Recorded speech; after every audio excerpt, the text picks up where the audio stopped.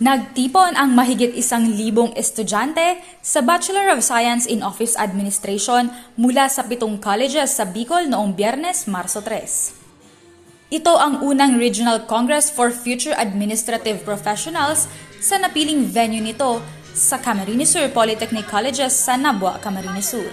May natutunan po kami sa kanila, may natututunan din po sila sa amin. Espesyal na panauhin si 5th District Representative Migs Villafuerte, na nagpahayag ng kanyang suporta at mga plano para sa edukasyon.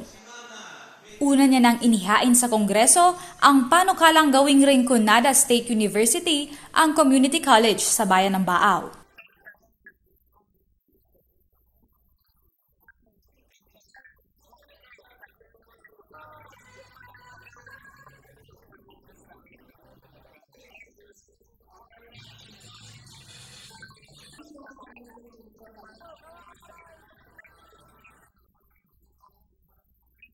Para sa mga delegado, dagdag kaalaman at mga oportunidad na may kinalaman sa piniling kurso ang napulot sa aktibidad. If we are fired up for global excellence and global competence, hindi kami matatakot.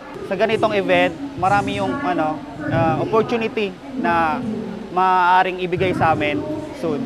Payo ni Villafuerte, pinaghihirapan ang anumang bagay na mahalaga gaya ng pangarap at edukasyon, na sinang-ayunan naman ng mga estudyante.